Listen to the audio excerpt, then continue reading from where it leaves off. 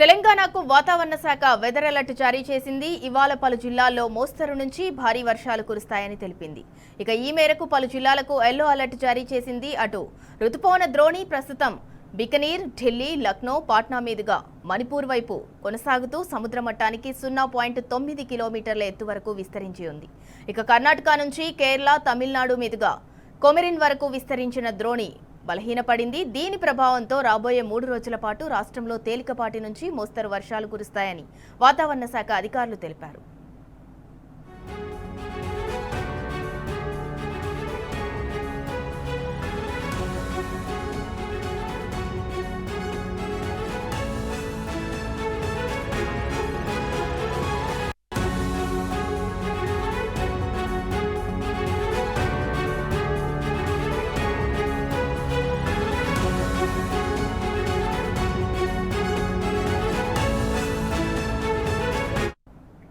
నిన్న ఆదిలాబాద్, కుమరం భీం, ఆసిఫాబాద్, మంచిర్యాల, నిర్మల్, నల్గొండ, నిజామాబాద్, జగిత్యాల, పెద్దపల్లి, ములుగు, భద్రాద్రి కొత్తగూడెం, ఖమ్మం, సూర్యాపేట, మహబూబాబాద్, వరంగల్ జిల్లాలో విస్తారంగా వర్షాలు కురిసినట్లు వాతావరణ శాఖ అధికారులు తెలిపారు.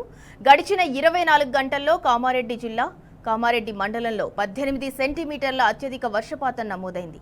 ఇక కామారెడ్డి జిల్లా పిట్లం 12, వికారాబాద్ జిల్లా కొడంగల్లో 11.5, రంగారెడ్డి జిల్లా సరూర్ నగర్లో 11 సెంటీమీటర్ల వర్షపాతం రికార్డైంది. ఇక వెదర్ కి సంబంధించి మరింత సమాచారం మా ప్రతినిధి అరవింద్ అందిస్తారు. అరవింద్, రైట్ సింధురా, ఏదైతే చూసుకుంటే ఇప్పటికే ద్రోణి కారణం కూడా తెలంగాణ రాష్ట్రంలో కూడా అక్కడక్కడ భారీ వర్షాలు కూడా నమోదవుతున్నాయంటూ కూడా వాతావరణ అధికారులు స్పష్టంగా తెలియజేశారు. నిన్న నుంచి కూడా ఎడతెరిపి లేకుండా కూడా అటు నగరంలో కొన్ని ప్రాంతాల్లో, అటు జిల్లాలో ఆ మరికొన్ని ప్రాంతాల్లో కూడా విస్తారంగా కూడా వర్షాలు కురుస్తున్నట్టు కూడా వాతావరణ శాఖ అధికారులు హెచ్చరికలు జారీ చేశారు. ప్రధానంగా అటు ఉమ్మడి ఆదిలాబాద్ వైపుగా కొన్ని ప్రాంతాలకు ఇప్పుడే ఆరెంజ్ అలర్ట్ కూడా జారీ చేశారు. ప్రధానంగా అటు ఆదిలాబాద్ జిల్లా, కొమరంభీం, ఆసిఫాబాద్, మంచిర్యాల, జగిత్యాల జిల్లాలో మాత్రం ఇప్పటికే ఎల్లో అలర్ట్ చేశారు. ఆ ప్రాంతాల్లో కూడా ఎక్కువ వర్షపాతం నమోదయ్యే అవకాశాలను ప్రజలందరూ అప్రమత్తంగా ఉండాలని కూడా హెచ్చరికలు జారీ చేశారు. అటు తూర్పు తెలంగాణ వైపు కూడా దాదాపు హన్మకొండ, భద్రాద్రి కొత్తగూడెం, ఖమ్మం, వరంగల్ ఈ ప్రాంతాల్లో కూడా ఇప్పటికే ఆ ఎల్లో అలర్ట్ కూడా వాతావరణ అధికారులు జారీ చేశారు. అటు దక్షిణ తెలంగాణ వైపుగా చూసుకుంటే మహబూబ్ నగర్ కానీ, అటు జోగులాంబ, గద్వాల్ జిల్లాలో కూడా ఇప్పటికే భారీ వర్షాలు కూడా నమోదవుతాయి అంటూ కూడా హెచ్చరికలు జారీ చేశారు. నిన్నటి సమయం నుంచి కూడా ఆ జిల్లాలో కూడా ఎక్కువగా వర్షపాతం నమోదవుతుంది.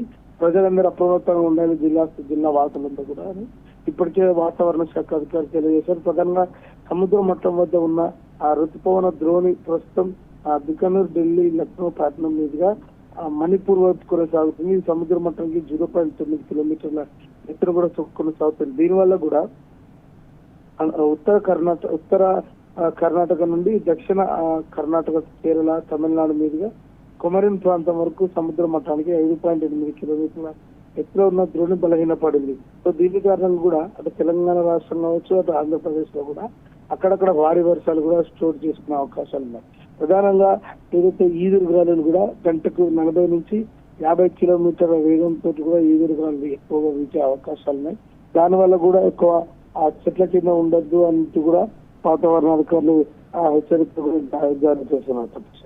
అరవింద్, వాతావరణ శాఖ అధికారులు తెలంగాణకు వెదర్ అలర్ట్ జారీ చేసిన నేపథ్యంలో అయితే అటు ఎస్పెషల్లీ హైదరాబాద్ నగరంలో చూసుకున్నట్లయితే మనకి మాన్ హోల్స్ ఓపెన్ లో ఉండడం కావచ్చు, నాలాలు పొంగిపోర్లే ప్రమాదం ఉంది కాబట్టి అధికారులు ఎలాంటి జాగ్రత్తలు తీసుకుంటున్నారు?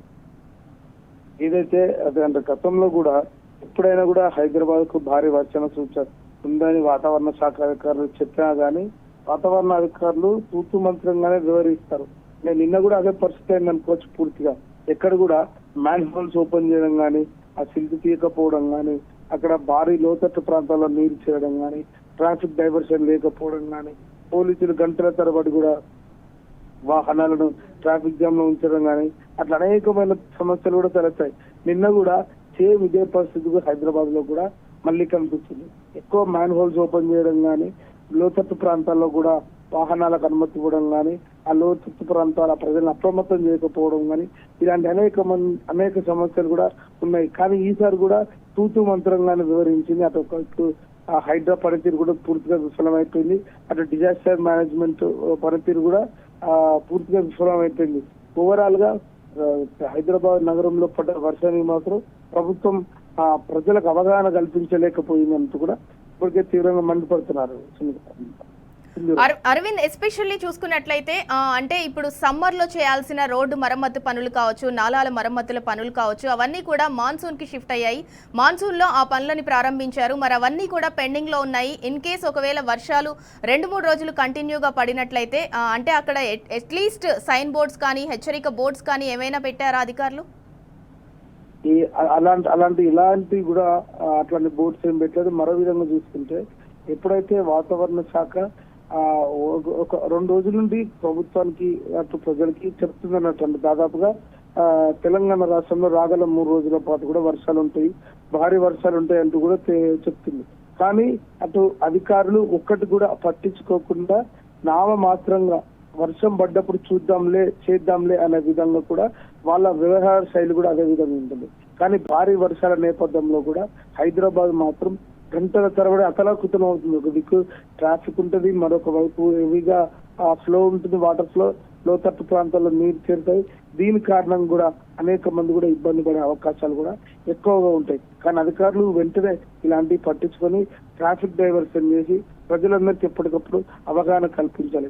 సాఫ్ట్వేర్ కంపెనీలు అంటే సాయంత్రం సమయంలో కూడా సాఫ్ట్వేర్ కంపెనీలకు ఉద్యోగాలు అయిపోయిన తర్వాత భారీగా వస్తారు. సో ఆ ట్రాఫిక్ కూడా కట్టడి చేయాలి.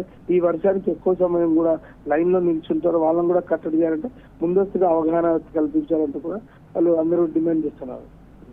Right, thank you Arvind.